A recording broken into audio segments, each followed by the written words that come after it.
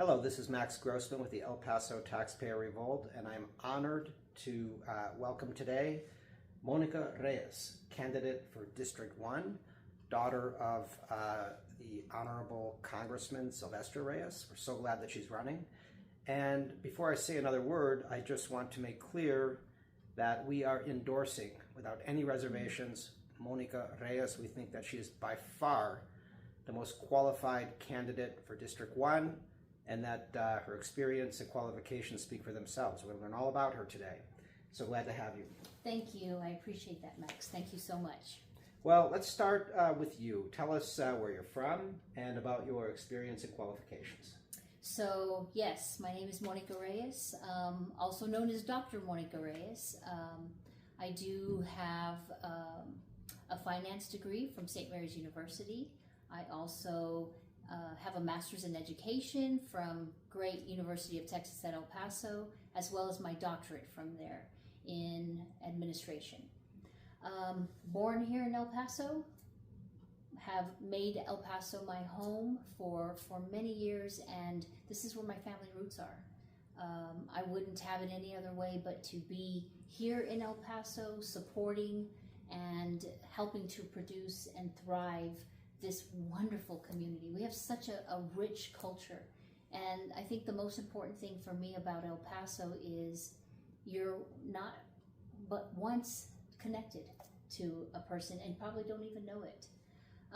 As far as my qualifications, I'm an avid lifelong learner and public servant, have been all my life because I've wanted to nurture our future commodity, which is children. And so as a teacher, as an assistant principal, as a director, and now as an executive director who oversees 35 programs, I'm here to really support the future of El Paso as I invest my time, my effort, my expertise into our children. As far as my skills, I will tell you, with the wonderful job that I hold right now, I am able to collaborate with so many organizations, so many companies and partnerships to help provide resources to our students here in El Paso, in the Canutillo Independent School District. So I'm very excited.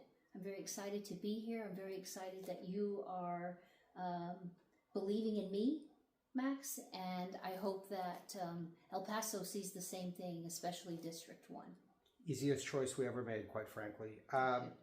So in your capacity as an employee of Canutillo ISD, you've managed personnel and you've managed budgets. Yes. And how long have you worked at Canutillo? I'm actually in my 33rd year. Wow. In Canutillo. Again, in all of those aforementioned capacities. And so with that, especially as an executive director and as a principal, my job is to build a community. And when the community is not happy, my job is to make sure that I hear them out and understand what their concerns and issues are. So I believe that that's what a representative does as well. Yes. They are there to represent everyone and represent them as best as possible, bringing up the issues and concerns and questions that they may have before City Council. And that's what I did as a principal and as an executive director. And you own property in District 1? Yes, I do. I have my home here. And so you understand, just like I do, the plight of the taxpayers. Yes, I do too. So let's move forward then. Tell us, please, why you decided to run. Well, I'm very fortunate to have parents and lifelong role models. My mom was an avid volunteer in the community. She volunteered for organizations, and she was my dad's biggest supporter. My dad being a law enforcement agency of Border Patrol as an agent, and worked his way up to being chief patrol agent here in El Paso as well as in the lower Rio Grande Valley. He also was the U.S. Congressman, served 8 terms. 8 terms, that's 16 years. And extraordinary. So I got to watch how he built the capacity of being a congressman to support El Paso and El Pasoans. Many times we would participate in little town hall meetings at Sam's or in a restaurant or at Food King. And so I couldn't have a better mentor because of that, and because I am a public servant, and they instilled in me hard work, integrity. You need to give back to your community. I just felt this was the next step. I needed to expand and provide my expertise and my skill and my will to help each and every person that has the same struggles I do. Right. So let's talk a little bit about philosophy. Okay. Getting right to the heart of the matter. There are two dominant political philosophies on our city council. One calls for large capital improvement projects, entertainment projects, trolleys, water parks, arenas, stadiums, and so on and so forth. These large projects cost hundreds of millions. They get bonded. And generally, they've been bonded through certificates of obligation and sometimes some support from general obligation bonds. But our city now is $2.3 billion in debt and owes $852 million in principal and interest on 10 certificates of obligation, which were issued without voter approval. That's a Texas record. $852 million in COs. That's more CO debt than the 5 largest cities in Texas combined. And so Tommy Gonzalez and previous city councils have balanced our budgets on top of that non-voter approved debt. The other philosophy is the philosophy that prevails at the moment. I'm talking about Oscar Leeser, Brian Kennedy, Joel Molinar, Art Fierro in particular, and that is we need to provide the taxpayers with relief. We need to restrain spending, stop the bonding, hopefully retire some of that old debt, bring our property tax under control so people can afford to stay in their homes and so that businesses will be more enticed to establish themselves here. Where do you stand? I stand with all of that. And let me say this. As a homeowner and a taxpayer, I appreciate that City Council has started the journey to hold the line on property taxes. That's where we need to start. We are not supposed to have our entire revenue on the backs of just homeowners. And that's what seems to be happening. 70% of our budget comes from that revenue. I can tell you personally, as a homeowner, with the market value going up, our tax rate may not, but it's still providing a little bit of reprieve. I also have a child that is now going to college, and I got to figure out, how do I pay my taxes? How do I pay for college? Because I'm in that bracket where you make too much money and we can't give you that much relief. So it's got to come from me.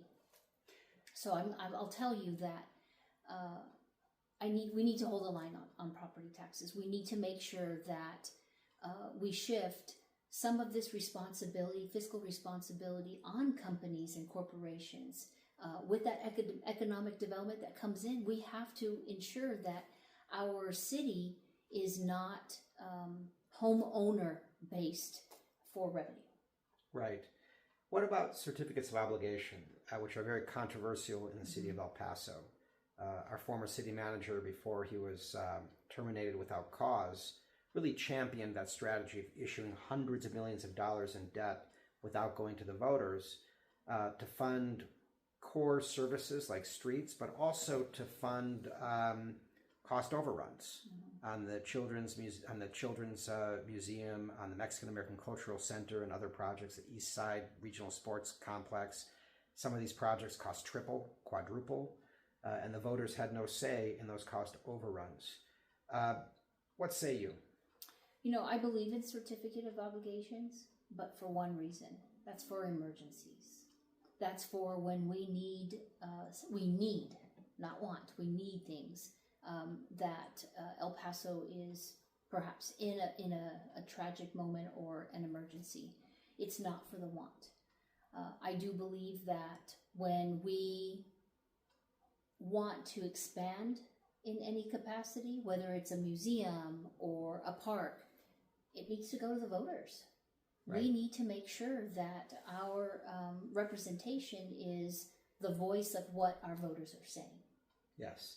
A few rapid fire questions. Do you support constructing a multi-purpose arena in Duranguito? No, I do not. I do not. In my realm right now, as an executive director, I have seen people displaced. And to have an arena come in to displace many people who are on a very fixed income, who have been in those homes all their lives, and that is where their memories are, their traditions have been started, and we don't provide any other type of relief for them to be displaced. I just can't see that. That's not what we are about here in El Paso. Our culture is that we take care of our own, and we're very family oriented. And I would not appreciate if my grandmother or my uncle and aunt were displaced because of an arena that can be placed somewhere else. There's got to be other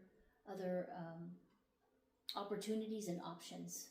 And so no, I don't want to displace anyone. Right. Another controversial issue is 380 agreements, which are the contractual agreements between the city and developers.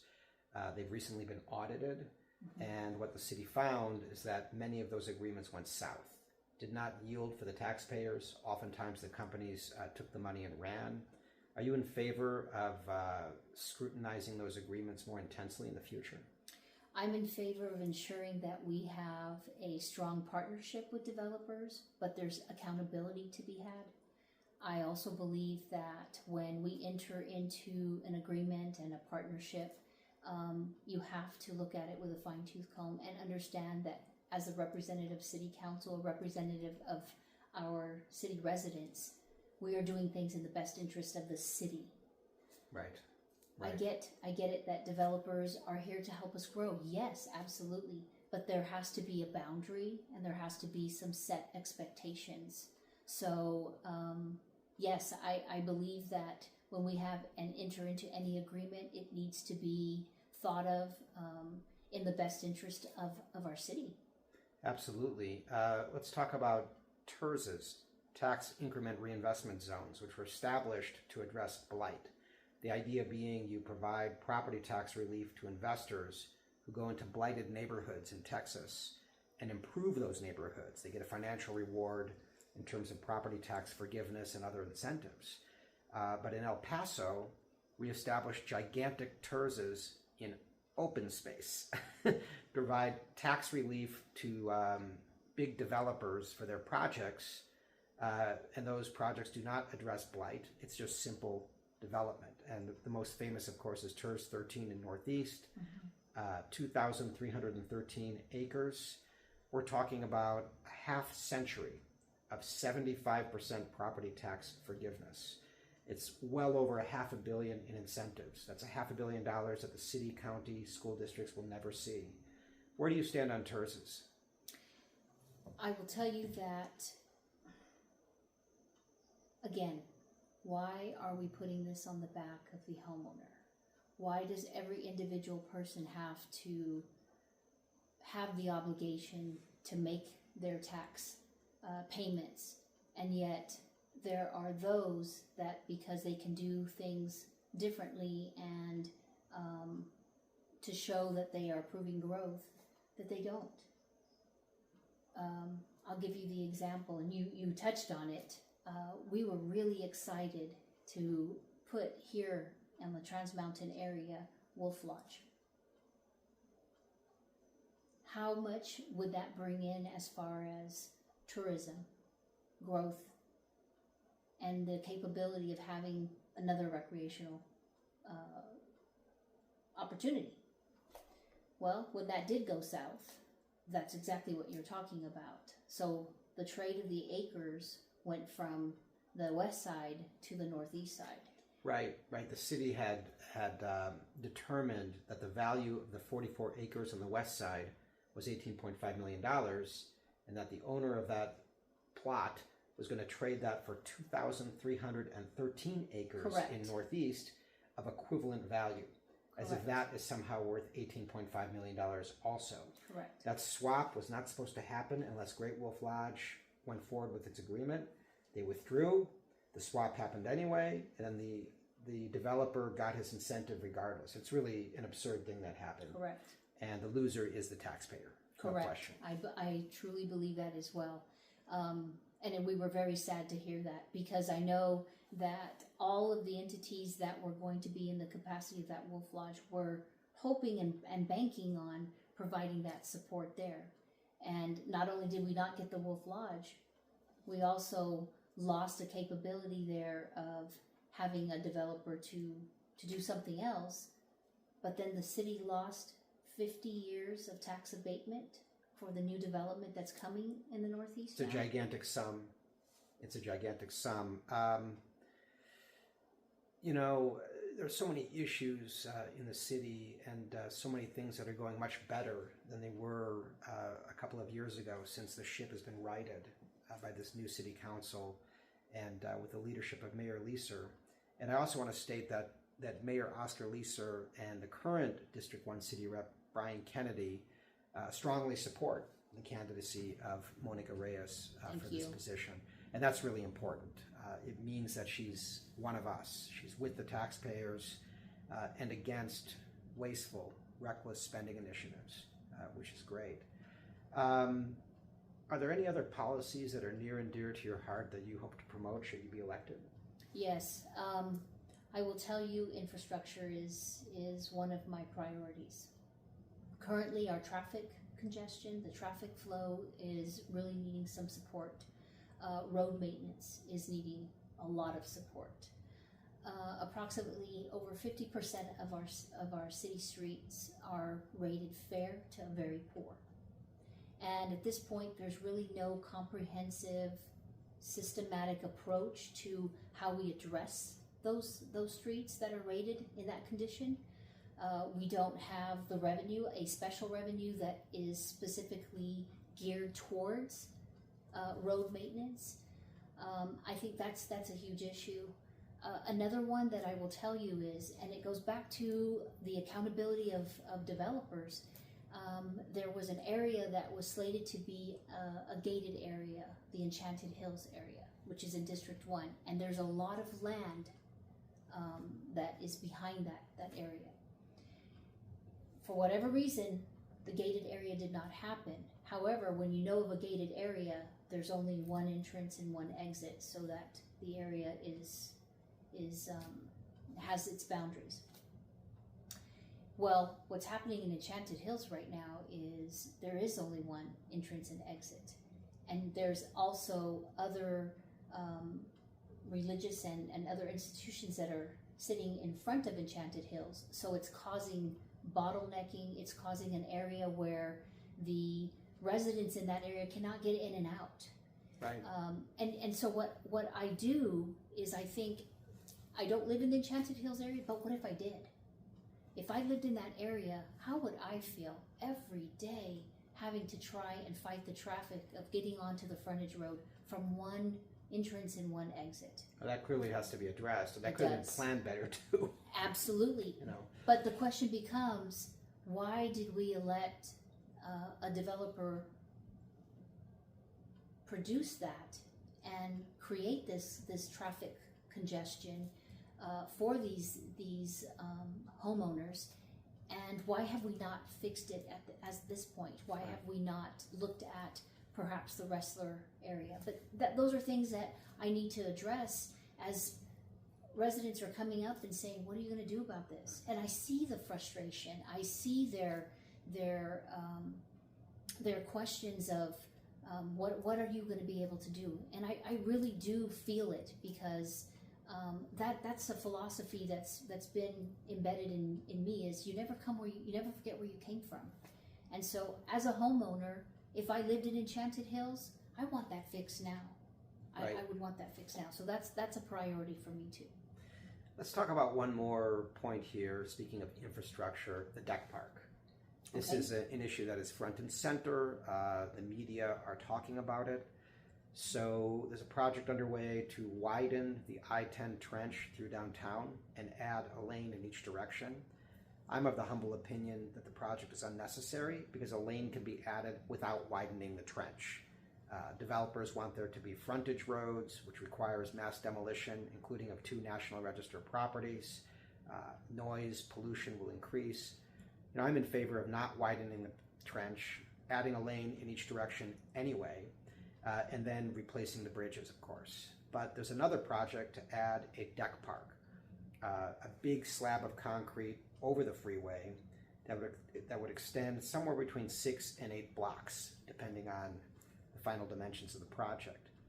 Currently, Yellen's group, their foundation, is talking about a $206 million project and planting trees on top, parks, and so on and so forth. And they are claiming, as are their allies, that this project can be completed for $206 million. We know perfectly well that it's going to cost at least $400 million, and that these people want bonds. They want bonds from the city and county, probably both, to build this thing. And the developers don't just want trees on top of a slab of concrete. They probably want a soccer stadium or some amenity, something that they've been planning all along that we don't yet know about. In any case, are you in favor of public monies locally going to the deck park? Would you be in favor of bonding in order to support that project?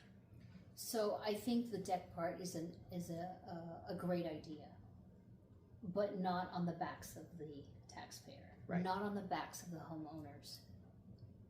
As I said earlier, we are already doing so much as it is as a homeowner. If we can find other sources, federal grants, federal money, others that are willing to support it, I'm in favor of it. However, it's not going to come from the taxpayers. We're not going to, again, we go back to the certificate of obligations.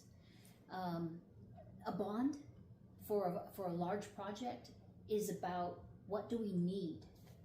And in this case, this is more of a want. I would definitely look at the process, the plans. However, I would not favor going out to the voter and saying, hey, can we raise your taxes again because we want a deck park above I-10? There needs to be other sources. There needs to be other financial resources that would support that. One of my opponents is wanting us to keep an open mind on it, that it would bring a lot of economic development. She compared it to Dallas. Dallas has something very similar. And I mean, at this point, we're not Dallas. This is El Paso, Texas. I'm glad you brought that up. And here at the El Paso Taxpayer Revolt, we name names. We're talking about Alejandra Chavez, owner of Time Matters restaurant on Mesa. I've eaten there all the time. Great little restaurant. However, Ms. Chavez is supported by the big developers. She's taken money from Steve Ortega, from Francis, from Houghton, the developers and their bankers and attorneys. These people normally have a candidate that they run in each race, and Alejandra Chavez is their candidate.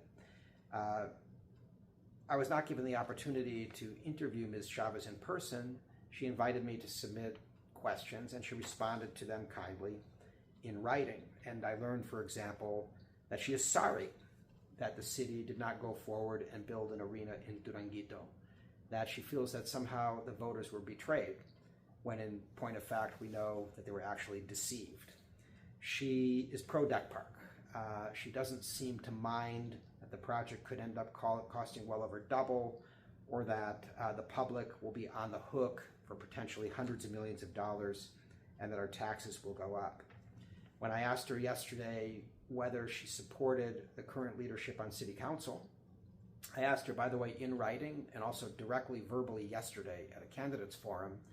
She was evasive and will not answer the question, whereas Monica Reyes and the other 2 candidates immediately stated that they support the current direction of the city.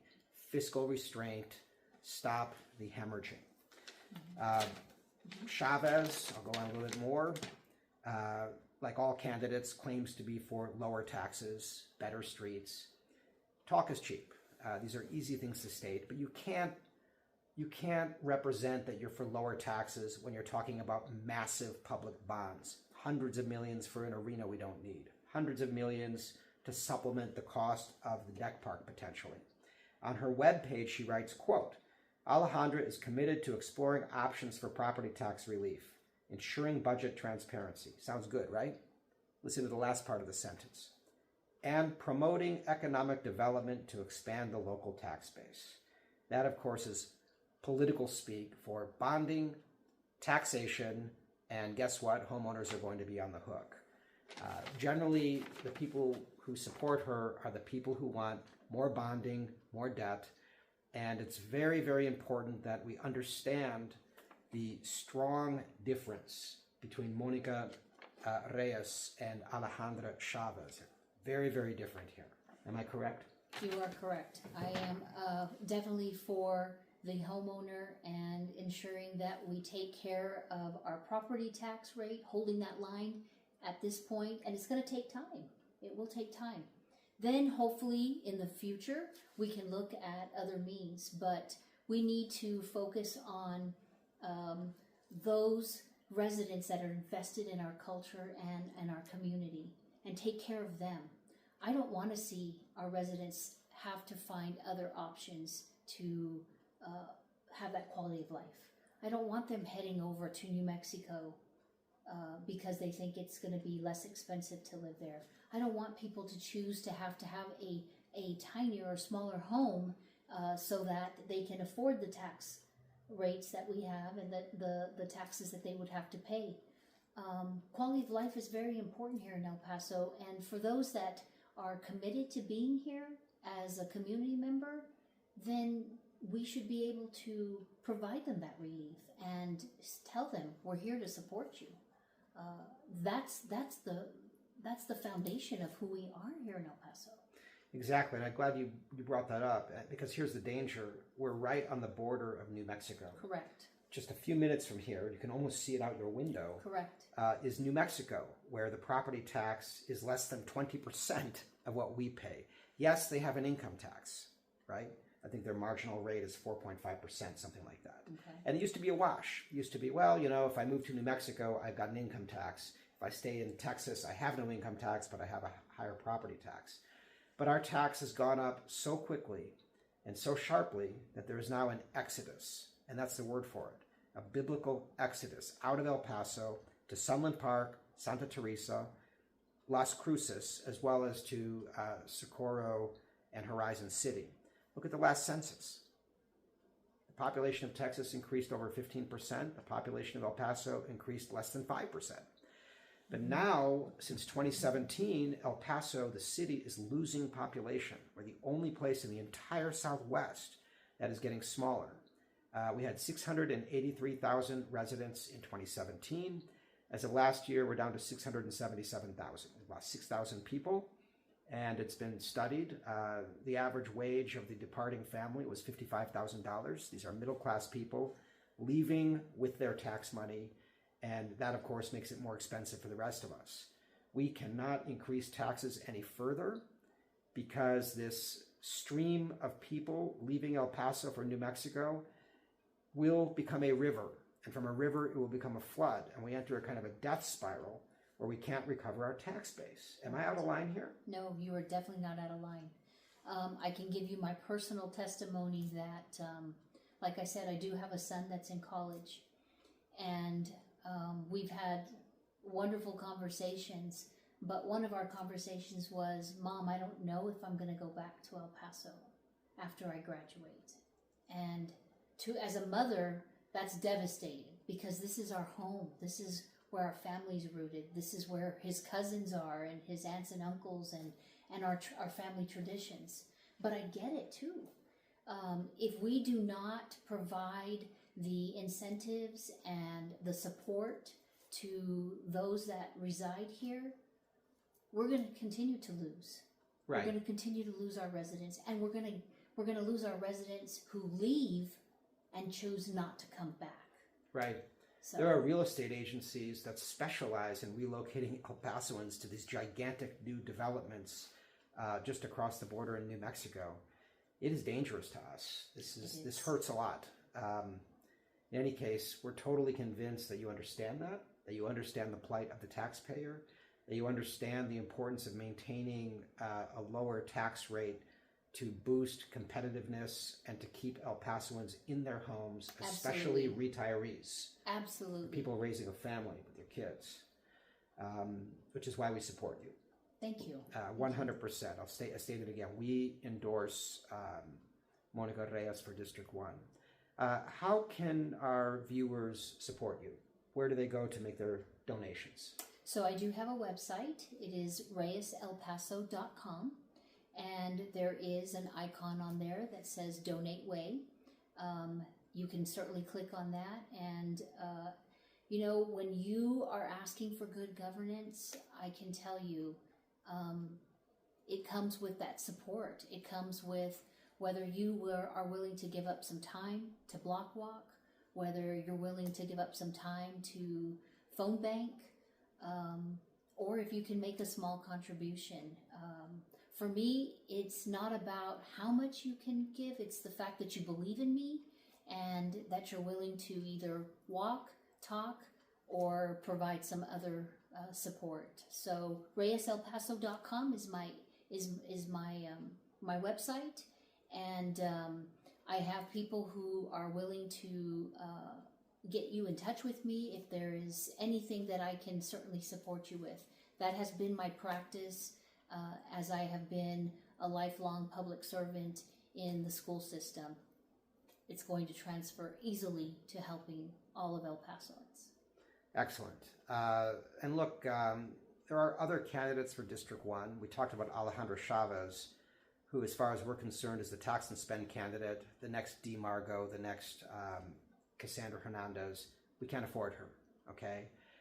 Tom Handy and Mr. Joe Armijo are well-spoken, well-intentioned, and from what I can gather, they agree with Monica Reyes on just about every policy. But I think that Ms. Reyes is far better positioned and has the energy, time, qualifications, and gravitas to get the job done and cross the finish line. Thank you. Okay.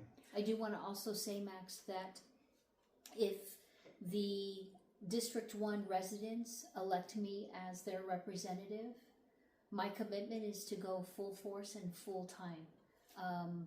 I have the capability of retiring.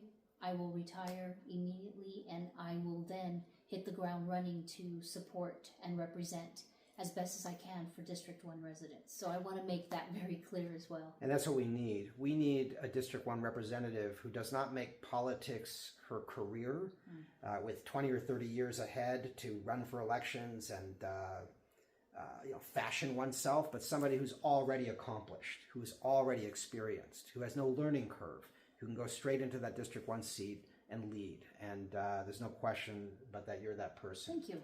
So thank you so much.